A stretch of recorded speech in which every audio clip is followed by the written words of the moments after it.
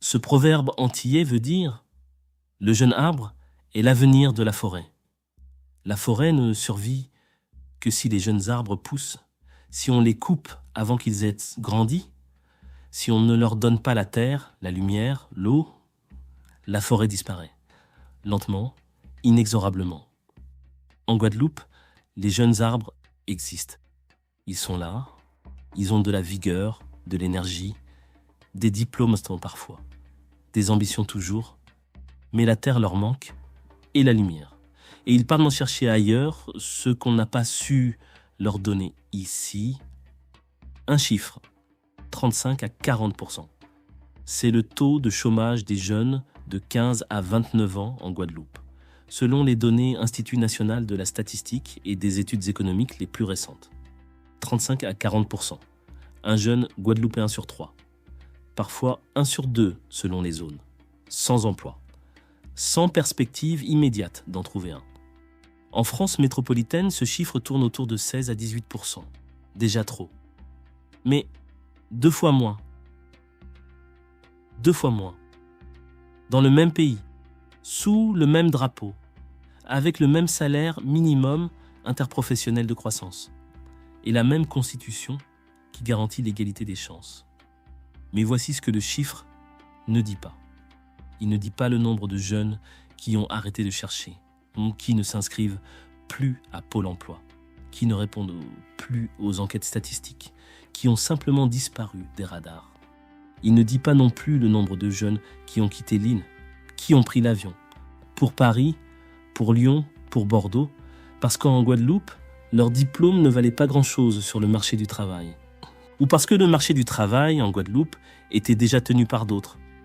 Il ne dit pas le gâchis humain, économique, social, psychologique, de générations entières qui grandissent dans l'attente, dans l'incertitude, dans la conviction que l'avenir n'est pas ici. Bienvenue dans l'épisode 9. Sans travail, sans avenir. Le chômage des jeunes en Guadeloupe. Une bombe sociale qui gronde depuis des décennies et que personne ne semble vraiment vouloir désamorcer. Avant de parler du problème, plantons le décor. La Guadeloupe est un territoire jeune, démographiquement parlant, ou du moins elle l'était, car depuis quelques décennies, quelque chose change. Dans les années 1960 et 1970, la Guadeloupe connaît un baby-boom. Des familles si nombreuses, une population jeune, une vitalité démographique évidente. Aujourd'hui, la pyramide des âges a évolué. La Guadeloupe vieillit. Pas parce qu'il y a moins de naissances uniquement, mais parce que les jeunes partent massivement et ils ne reviennent pas toujours. Entre 2010 et 2020, la Guadeloupe a perdu plusieurs dizaines de milliers d'habitants. Une hémorragie démographique silencieuse, principalement des jeunes, principalement des diplômés, principalement ceux dont la Guadeloupe aurait eu le plus besoin pour construire son avenir. Ce départ massif n'est pas un caprice. Ce n'est pas que les jeunes Guadeloupéens n'aiment pas leur île. Beaucoup l'aiment profondément, douloureusement même. Mais ils partent parce que les conditions pour construire une vie ici ne sont pas réunies. Pas d'emploi correspondant à leur qualification, pas de logement accessible, pas de perspective claire, pas de sentiment que les choses vont changer. Et quand le billet d'avion Paris-Pointe-à-Pitre coûte plus cher qu'un Paris-New York, revenir régulièrement, garder le lien, garder la tâche, devient aussi un luxe financier. Pourquoi le chômage des jeunes est-il si élevé en Guadeloupe? Plusieurs facteurs structurels se combinent. Premier facteur, la taille du marché du travail, 380 000 habitants, un tissu économique limité. Le secteur privé est relativement restreint. L'administration publique et les services publics sont les premiers employeurs. Et les postes dans la fonction publique ne se créent pas en illimité. Deuxième facteur, la concentration économique. On en a parlé dans l'épisode 8. Quand quelques groupes dominent l'économie, quand les circuits sont fermés, quand les réseaux sont familiaux, il y a peu de place pour de nouveaux entrants. Surtout quand on n'a pas les bons noms, les bons contacts, le bon capital. Troisième facteur, le système éducatif. On en parlera dans l'épisode 17 en détail. Mais il faut le mentionner ici. Le taux de décrochage scolaire en Guadeloupe est nettement supérieur à la moyenne nationale. Des jeunes qui quittent le système scolaire sans qualification, sans diplôme, dans un marché du travail qui n'offre déjà pas assez de postes pour les diplômés. Quatrième facteur, le coût du travail et la compétitivité. En Guadeloupe, les coûts de logistique, les coûts de l'énergie, les coûts fonciers rendent difficile l'installation d'entreprises industrielles ou de services exportables. L'économie est tournée vers la consommation locale. Et une économie tournée vers la consommation locale, dans un marché de 380 000 personnes, ça ne crée pas des millions d'emplois. Ces 4 facteurs se nourrissent mutuellement. Un marché trop petit, une économie trop concentrée, un système scolaire qui n'accroche pas assez, et une structure économique qui n'absorbe pas les arrivants. Le tout dans un contexte de vie chère qui rend la précarité encore plus dure à vivre. Entrons dans le vif du sujet. Les chiffres, les réalités, les mécanismes. Le chômage des jeunes, données brutes. Selon l'Institut national de la statistique et des études économiques, le taux de chômage en Guadeloupe, tous âges confondus, tourne autour de 17 à 19%, contre 7 à 8% en métropole. Déjà le double. Mais chez les jeunes de 15 à 29 ans, le taux monte à 35 à 40%, selon les années et les enquêtes. Dans certaines communes, certains quartiers, il peut dépasser 50%. Un jeune sur 2 sans emploi, dans un département français, en 2024. C'est une réalité qu'on n'imagine pas depuis un appartement parisien. Et ces chiffres n'incluent pas les jeunes en situation de halo du chômage, ce qu'on appelle les NEET, une expression anglaise. Neither in employment, nor in education, nor in training. Ni en emploi, ni en formation, ni en études. Des jeunes qui ont disparu des statistiques, qui ne cherchent plus ou qui n'ont jamais commencé à chercher vraiment. En Guadeloupe, la proportion de NEET parmi les 15-29 ans est significativement plus élevée qu'en métropole. Des jeunes dans l'entre-deux, ni dedans, ni dehors, invisibles pour les statistiques, très visibles dans les quartiers. La question du diplôme, le paradoxe cruel. Voici quelque chose que peu de gens savent. En Guadeloupe, le niveau de qualification de la population a augmenté. Il y a plus de bacheliers qu'avant, plus de titulaires d'un brevet de technicien supérieur, d'une licence, d'un master. Les familles guadeloupéennes ont massivement investi dans l'éducation de leurs enfants. L'éducation comme ascenseur social, comme chemin vers l'égalité, comme stratégie collective de dignité. Et pourtant, avoir un diplôme en Guadeloupe ne protège pas autant du chômage qu'en métropole. Parce que le marché du travail local ne peut pas absorber tous ces diplômés. Parce que les postes à haute valeur ajoutée sont insuffisants. Parce que certains secteurs restent fermés à ceux qui n'ont pas les bons réseaux. Et parce que la fonction publique, principale débouchée des diplômés locaux, ne recrute pas à la mesure des besoins. Résultat, un jeune Guadeloupéen qui obtient un master fait face à un choix binaire brutal. Soit il reste, et il accepte peut-être un emploi sous-qualifié, ou il attend, parfois des années, un poste qui correspond à ce qu'il a étudié. Soit il part, en métropole ou en Europe, là où son diplôme a une valeur marchande immédiate, là où les opportunités existent, là où il peut construire quelque chose. La majorité choisit de partir, avec le cœur lourd souvent, avec la promesse de revenir un jour, parfois tenu, souvent non. La précarité des emplois existants. Quand on arrive à trouver un emploi en Guadeloupe, c'est souvent un emploi précaire.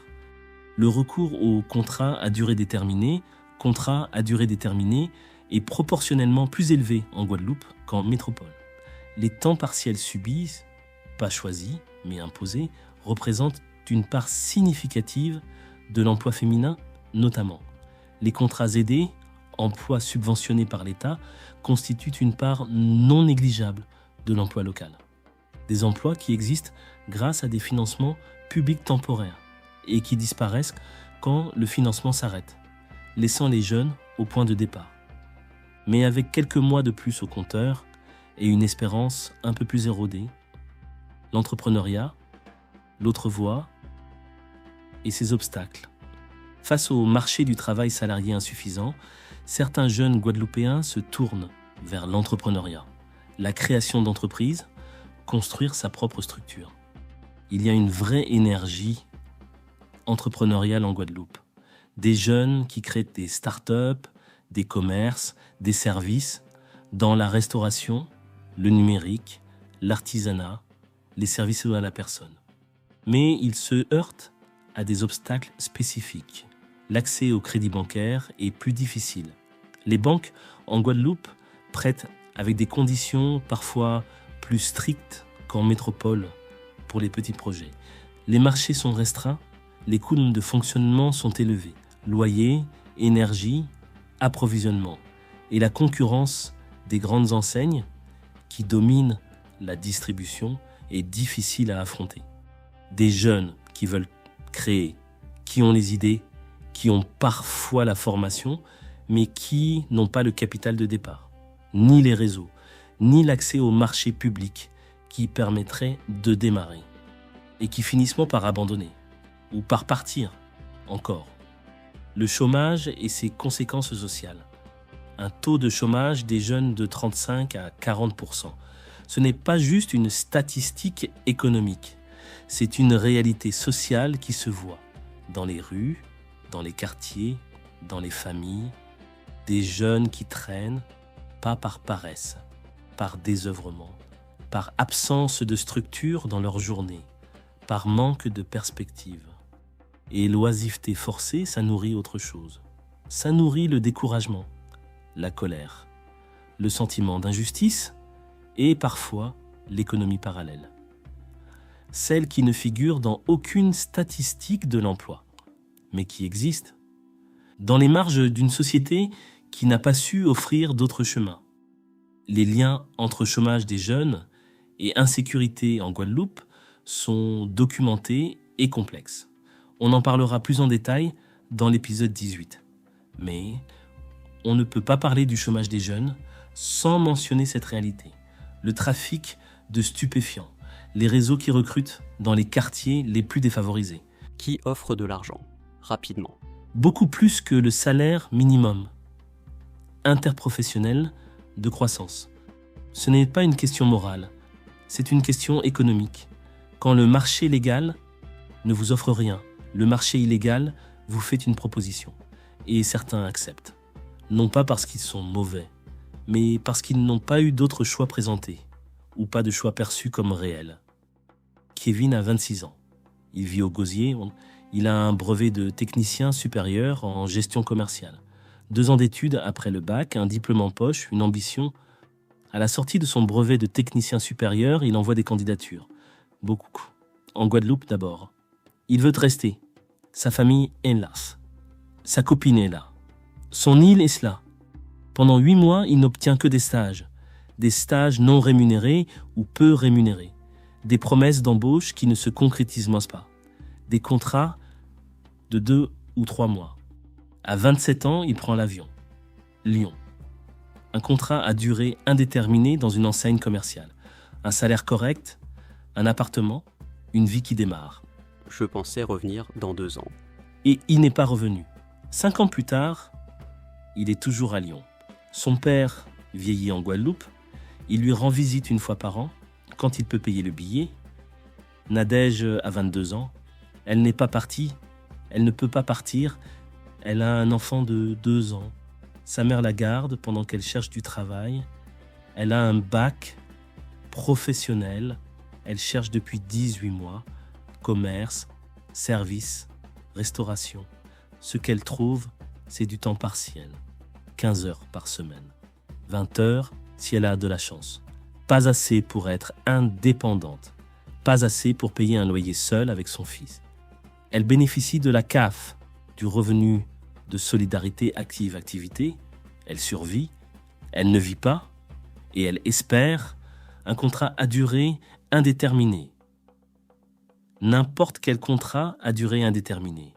Quelque chose de stable pour construire. Ces 2 portraits, Kevin et Nadège, illustrent les 2 faces du même problème. Ceux qui partent et emportent avec eux les compétences, l'énergie, l'avenir. Ceux qui restent et s'épuisent dans une précarité que rien ne semble pouvoir résoudre. Les deux sont perdants. La Guadeloupe aussi. Il y a aussi les voix des travailleurs sociaux, des éducateurs qui travaillent dans les quartiers populaires de Pointe-à-Pitre, des Abîmes, de Baie-Mahault. Ils décrivent la même réalité. Des jeunes qui arrivent dans les structures d'insertion sans projet professionnel clair. Non pas parce qu'ils manquent d'ambition, mais parce que personne ne leur a jamais vraiment montré que l'ambition pouvait mener quelque part. Ici, dans leur île. Des jeunes qui ont grandi en voyant leurs frères, leurs cousins, leurs voisins galèrent pendant des années. Qui ont intégré que le travail était rare, que les chances n'étaient pas distribuées équitablement, que le système avait des règles non écrites, et que pour certains, les dés étaient pipés avant même qu'ils soient lancés. Ce n'est pas du fatalisme, c'est de l'observation. Une observation transmise de génération en génération et qui devient, à force d'être confirmée par l'expérience, une réalité structurante. Il y a enfin les associations, celles qui travaillent à l'insertion des jeunes, les missions locales de Guadeloupe, les structures de formation professionnelle, les clubs d'entrepreneurs locaux qui essaient de créer des réseaux alternatifs. Ils font un travail remarquable, souvent avec des moyens insuffisants, souvent dans des locaux inadaptés, souvent avec des équipes épuisées et souvent avec des résultats qui dépassent ce que les moyens alloués laisseraient espérer. Parce que quand les gens y croient, quand ils y mettent pour leur cœur, ils obtiennent des résultats. Malgré tout, malgré le peu, malgré l'indifférence. La question du chômage des jeunes en Outre-mer a fait l'objet de nombreuses politiques publiques, des dispositifs, des programmes, des plans, depuis des décennies. Regardons ce qui a été fait, honnêtement. Le service militaire adapté, le SMA, c'est l'un des dispositifs les plus anciens et les plus connus. Une structure militaire qui accueille des jeunes en difficulté pour les former professionnellement et les accompagner vers l'emploi. Le service militaire adapté existe depuis 1961 dans les départements et régions d'outre-mer. Il forme plusieurs milliers de jeunes par an dans toute l'outre-mer. Il a un taux d'insertion professionnelle affiché autour de 80%. C'est un dispositif qui fonctionne. Reconnu, utile, indispensable même. Mais il est trop petit, trop limité en capacité. Il ne peut accueillir qu'une fraction des jeunes qui en auraient un besoin. Et il n'attaque pas les causes structurelles du chômage. Il traite les symptômes, ce qui est déjà beaucoup, mais pas suffisant. Les contrats aidés. L'État a massivement eu recours aux contrats aidés en Guadeloupe. Des emplois financés, en partie par des fonds publics, pour permettre à des jeunes ou des chômeurs longue durée d'avoir une première expérience. Ces contrats ont eu un effet réel sur les statistiques de chômage. Quand on finance des dizaines de milliers de postes aidés, le taux de chômage baisse mécaniquement.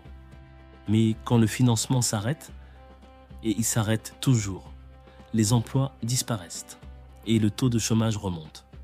Chaque fois, depuis 30 ans, le même cycle.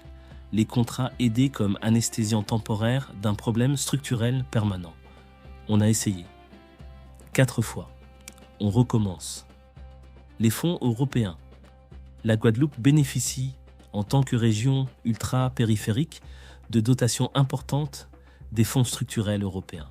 Le FEDER, Fonds européen de développement régional. Le FSE, Fonds social européen. Des centaines de millions d'euros sur chaque période de programmation. Ces fonds sont réels. Ils ont financé des infrastructures, des formations, des équipements. Mais leur utilisation a parfois été problématique. Des difficultés d'absorption. C'est-à-dire des fonds disponibles mais non utilisés faute de projets validés. Des délais de mise en œuvre très longs. Des projets qui se perdent dans les méandres administratifs. L'argent était là, pas toujours les capacités pour le mobiliser efficacement, pas toujours la volonté politique de le flécher vers les bons projets, pas toujours la coordination entre les niveaux Europe, États, régions, communes, et des opportunités qui se sont parfois perdues en réunion, en comité de pilotage, en rapport d'évaluation. La comparaison qui fait mal, encore une fois. Dans les années 1950 et 1960, certains territoires européens comparables en taille et en isolement ont conduit des politiques volontaristes de développement économique endogène. Ils ont identifié des secteurs d'excellence, ils ont construit des clusters industriels, ils ont investi massivement dans la formation. Ils ont attiré des entreprises avec des politiques fiscales adaptées. La Guadeloupe n'a pas eu ce type de politique industrielle. Personne ne s'est vraiment demandé quels sont les secteurs dans lesquels la Guadeloupe peut être compétitive à l'échelle mondiale. Quels sont les avantages comparatifs de l'île? Comment construire une économie productive qui génère des emplois de qualité et qui retient les talents? Ces questions ont été posées dans des rapports, dans des commissions. Elles n'ont jamais trouvé de réponse opérationnelle, jamais été traduites en politique industrielle durable, jamais été financées à la hauteur des enjeux. Et pendant ce temps, les jeunes prennent l'avion et la forêt se vide de ces jeunes arbres. 35 à 40% de chômage chez les jeunes. Ce n'est pas un chiffre, c'est un verdict. Le verdict de décennies de politiques insuffisantes, de structures économiques jamais véritablement réformées, d'un modèle de développement qui n'a jamais été construit pour les Guadeloupéens d'abord. C'est aussi le verdict d'un manque de confiance. Pas le manque de confiance des jeunes, mais le manque de confiance de l'État, des institutions, du système, envers la capacité des Guadeloupéens à construire leur propre avenir si on leur en donne véritablement les moyens. Parce que la vérité, c'est que les jeunes Guadeloupéens ne manquent pas seulement pas de talent, ils ne manquent pas de volonté, ils ne manquent pas d'intelligence ni de créativité. Ce sont eux qui réussissent en métropole. Ce sont eux qui avancent, qui construisent, qui innovent. Quand on leur en donne les conditions. Alors la question n'est pas pourquoi les jeunes Guadeloupéens ne réussissent-ils pas? La question est pourquoi leur île ne leur offre-t-elle pas les conditions pour réussir ici? Et derrière cette question, une autre, plus profonde. Qu'est-ce qu'une république qui garantit l'égalité des chances doit faire quand les chances ne sont objectivement pas égales selon le lieu de naissance?